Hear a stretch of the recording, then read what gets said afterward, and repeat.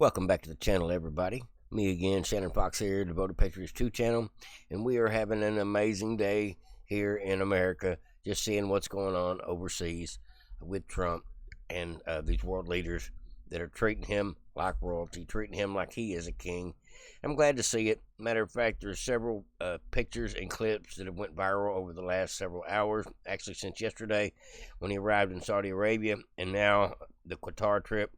A lot of the pictures there are going viral as well, including the people on camels, the soldiers on camels, the red Teslas, procession for Trump, the military F-15, F-16 escort with more than 3 or 4 planes.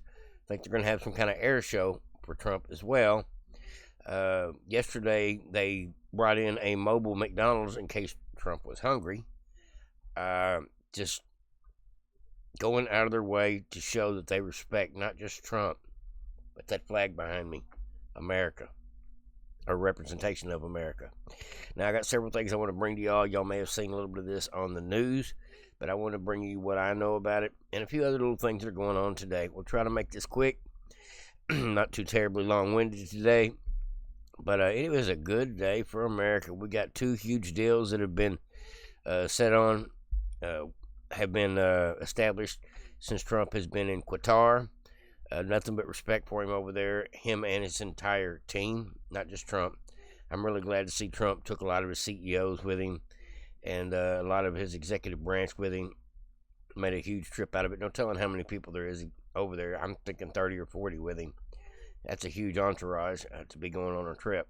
But at any rate, it is turning out for the best. And I heard that tomorrow Trump will possibly be in Turkey to deal with Putin and Zelensky to see about going ahead and finishing off the week with peace between Ukraine and Russia. That would be awesome to seal that deal as well before he gets back home. Trump is the real deal maker. He is the real thing. He is the man that is going to bring world peace to the world through negotiations. I believe eventually Iran is going to realize their best answer is to play ball instead of kick rocks at everybody around them, because they're going to end up standing alone. And Trump is in process of making all that happen while he's negotiating oil deals in order to cripple Putin's ability to argue about oil prices in the future. Going to hurt Putin as well. Trump's playing 4D chess here, and most people don't even realize what all the stakes are. We're not just selling them weapons and them investing in us. It's all kinds of technologies as well. They're going to bring jobs here.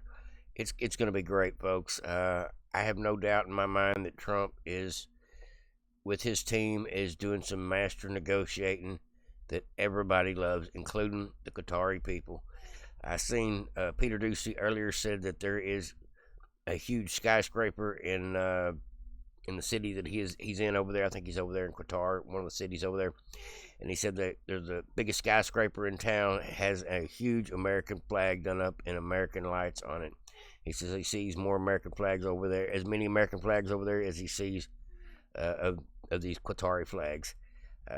Everybody there is so proud that Trump come to see them and is bringing his team, bringing his effort, bringing his hope, bringing his vision for world peace and to grow everybody's economy together. And I'm just so thrilled to see it. Yesterday was great. Today was just as good. Tomorrow will even be better. We get Zelensky and Putin to sign off on a deal.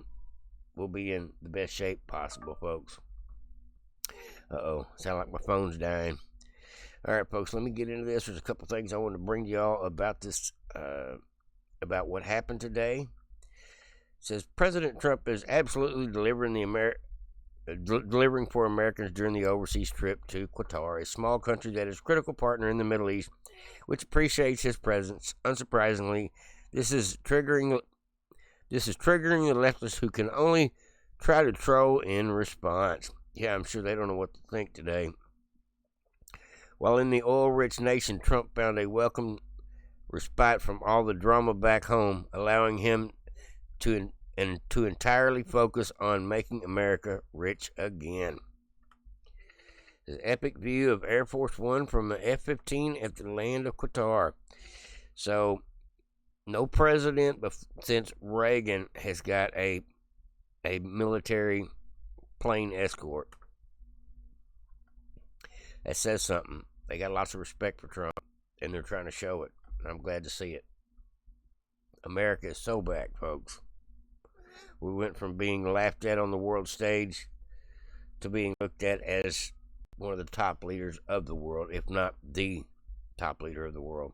The one's trying to actually bring everybody together. No one else has ever tried to do this. See the 3 jets on the right side of the plane over there? Well, obviously somebody's filming from the left side, so I'm guessing there's probably a couple more jets on that side as well.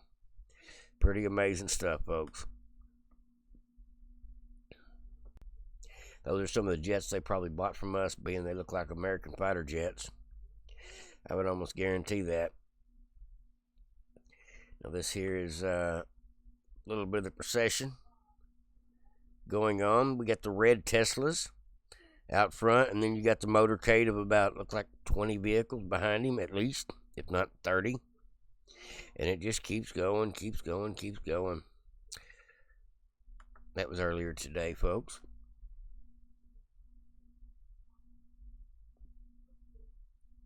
Okay, let's see what clip this was. So while Trump was out there doing his thing today, getting mad respect on the world stage, we've got a guy that runs Ben and Jerry's acting a fool in Congress. That's what the Democrats today were doing. They were sleeping and they were fighting. Let's see how both of those go. So while Trump was having a wonderful time overseas, we got Democrats sleeping on the job. Several of them today got busted, and I'll show you that clip directly. And the co-founder of Ben & Jerry's, Ben Cohen, has had a huge meltdown over RFK Jr. today. RFK Jr. was before the House and discussing a whole lot of stuff these people weren't trying to hear. Let's go ahead and... yeah, Ben & Jerry's, if that guy cared about health, he'd sell something besides ice cream. Nothing against ice cream, but yeah, you can't say you're a health-conscious person when you're in the business of selling sugar. Just my opinion, folks. The audience are reminded disruptions will not be permitted while the committee conducts its business. Capitol Police are asked to remove the individuals from the hearing room. The audience are reminded disruptions. Did y'all see that, folks? He just got jerked out of the way. I backed that up for you. The audience are reminded disruptions will not be permitted while the committee conducts its business. Capitol Police are asked to remove the individuals from the hearing room.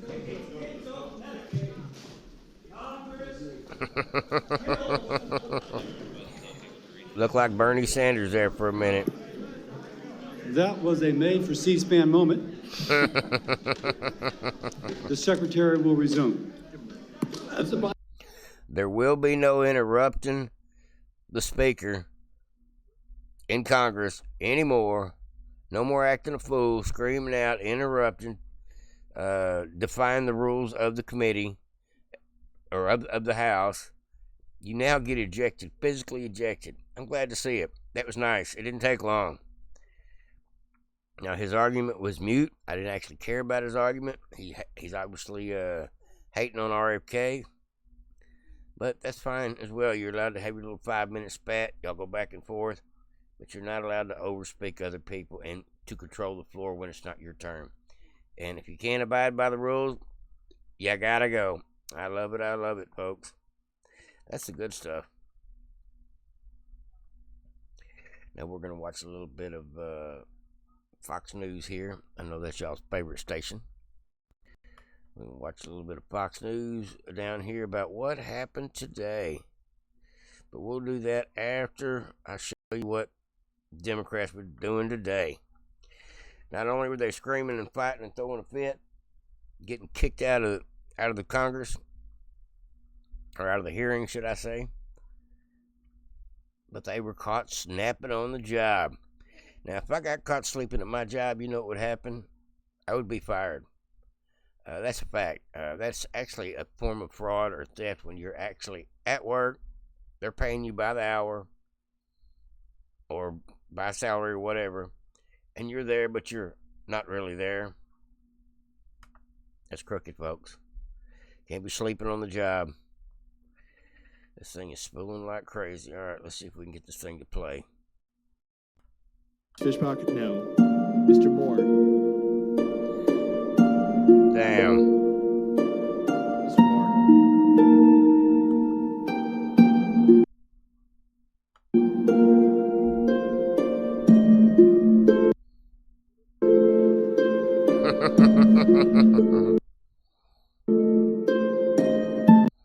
There's another one.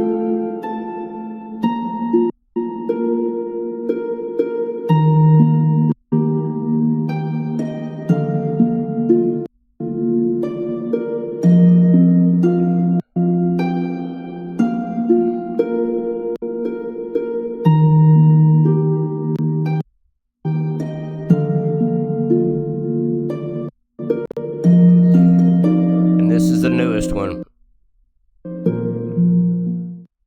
Fish pocket, no. Mr. Moore. Coincidentally, all three Democrats. Go figure, folks. Those people are way overpaid. That's the absolute truth. So while Democrats are sleeping or arguing, Trump is making deals and creating world peace, one country at a time. I love it, folks. Doesn't get any better than that. Now, I had another clip or two I was going to bring y'all today that I thought was just stupendous stuff. I do encourage everybody to watch some of the what's going on with Qatar. There are so many great pictures of both of these leaders, the Emir and the Prince, that have just give mad respect to Trump and his team. Now, what is the GOP doing today while the Democrats are sleeping? Well, RFK Jr., we know what he was doing. Well, what about the leaders like Thune and Speaker Johnson? What are they doing today? Well, it's official. Breaking news. The House has canceled votes for Friday. The last day of vote on this week will be Thursday. Be tomorrow instead. So what they're doing is they're calling it a wrap. They're cutting the week short. They seem like they have got like bankers' hours. They're like part-time bankers. They barely work. When they're there, they don't work. They hardly ever show up. They take vacations like nobody I've ever seen. This is just rotten to the core that our Congress is not in any kind of hurry to ratify all of Trump's policies. Instead, they're thinking, we got a long weekend. Let's make it extra long. Let's go ahead and take off 4 or 5 days. They probably won't come back till after Memorial Day, to be honest with you folks. I haven't actually looked, but it's a sad situation for America. When the Democrats are fighting and sleeping, the Republicans are sitting on their thumbs, and Trump and his immediate team, they're doing everything they can to save our country. Where's Congress? What's Congress doing? The answer is not enough. Sorry to tell you that, folks, but it's the absolute truth in this internal struggle and battle that we are going to go through from now, I guess, to the end of time.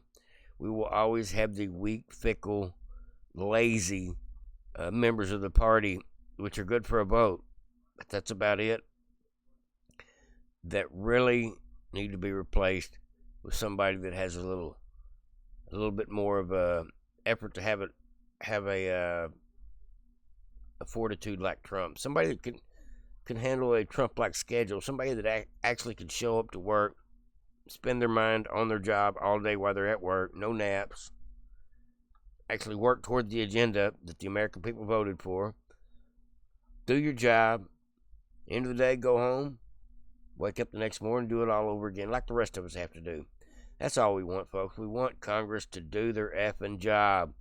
And if they can't get Trump's agenda pushed forward over the next 4 years, it will be because we lost the midterms due to them not getting on the ball as quick as they can. They don't need to be taking days off. Our country has been in peril for 4 years.